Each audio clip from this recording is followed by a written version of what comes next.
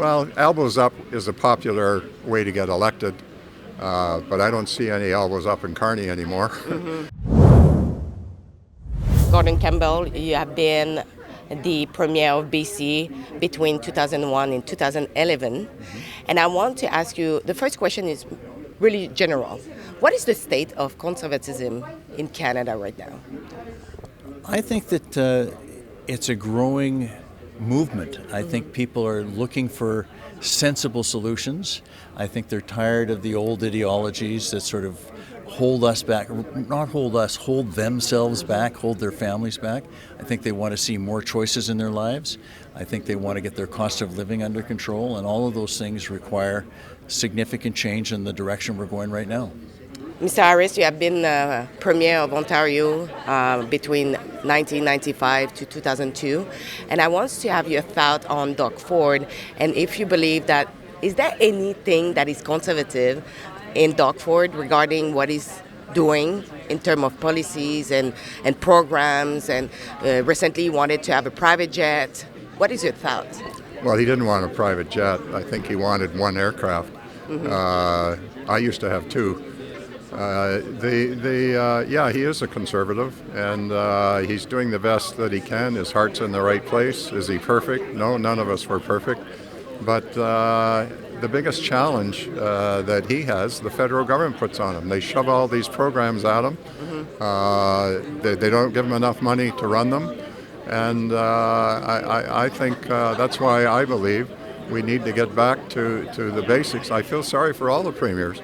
The way the federal government intrudes on provincial areas of jurisdiction, overtaxes, overborrows, sets stupid conditions, and so that's really, part of his biggest challenge.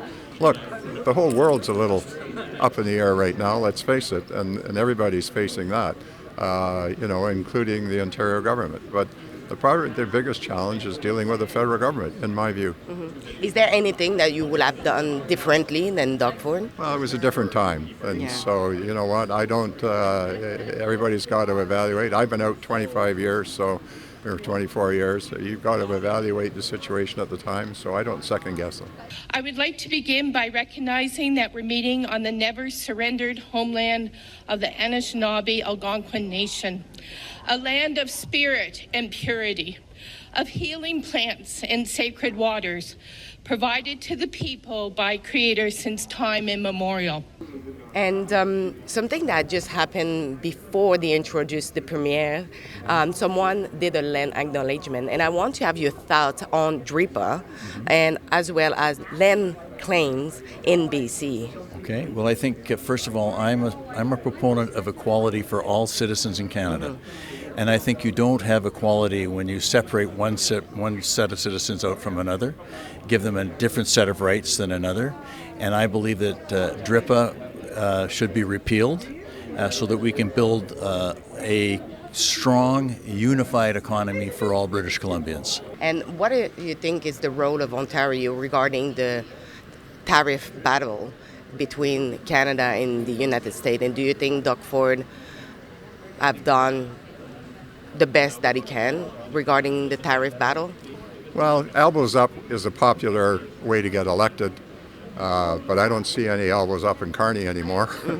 So, I think the best thing that the premiers can do is try and have a united front and a consistent voice in trying to deal with the United States. Because Doug Ford have been criticized for the publicity that he put in the U.S. What is your thoughts about that? Do you think it was fair to do that? Well, everybody can judge whether it is or whether it isn't. I just think it's best to speak with one voice in trying to deal. I mean, Trump's not easy to deal with. I want to hear your thoughts because BC is next to Alberta, and at the moment we are seeing a separatist movement in Alberta that is pretty strong. And do you have any concern about the consequences that this can have on BC? I think it has a consequence for all of us. What my goal is to start to respond to the needs and the legitimate dreams of people that live in the western part of the country. I think Albertans should be able to decide their future. I think British Columbians should decide their future within Canada. I think we should have a pipeline that goes from Alberta direct to the port of Prince Rupert and across to the vast Asian Pacific markets that we have for our energy resources. I think for our mining resources, I think we need to make sure that they are accessed. And it's time for the federal government to get out of natural resources. They are in the way. They create hurdles and barriers to economic prosperity for people across the country, not just Alberta and British Columbia, but Alberta and British Columbia should be in lockstep on what we can accomplish together by encouraging private sector investment and moving our natural resources to the international marketplace. The electric vehicle industry in Ontario that is not doing well, and we are seeing Mark Carney, who wants to import a lot of electric vehicles from China. What is your thought about this? You know what? I don't know what the trade-off is that's there. We'll wait and see what happens. I think the whole move to electric vehicles kind of got a little bit ahead of itself. They don't have enough infrastructure that's there, and people aren't buying them unless they're massively subsidized. So we'll see how it plays out. And what is your thoughts on Mark Carney? Because now we are seeing political analysts as well as mainstream media saying that Mark Carney is more conservative than liberal. Do you believe that? No. Mark Carney is not a conservative. I think that Mark Carney is a statist. He believes the state should be included in everything. I don't think there's very many Canadians that say, boy, I've got a problem, I want the government to solve it. I think what they want to be in control of their own lives, set their own agendas, make their own choices about where they can go and what they can do. And I think we can open up those opportunities for them. So I believe it's really important for us to know that the private sector economy is the economy that drives quality of life forward. I think when you take everything to government and wait for them to figure it out, you're going to hold Canadians back for an awful long time. In fact, I think when I look at the deficit spending we have, that's a generational hit. And it's time for us to start thinking about the next generation instead of thinking about our political world right now. I think the next generation should be driving the agenda. I think we should be thinking about how we liberate them. We have a healthcare system that does not work, where thousands of people die on wait lists now in Canada. That's not acceptable to me. It's not acceptable to Canadians, and it's certainly not acceptable to the families whose loved ones have died while they wait for the proper care. My last question is, there is currently a leadership race in BC for the Conservative Party. Do you have a favorite person now in the race? Yes, I'm a supporter of Carolyn Elliott's. Thank you very much. Can you explain why you support more this candidate? Yes, because I think she's been a real leader. And I think this is a time for real leadership. I think it's a time for a new generation of leadership.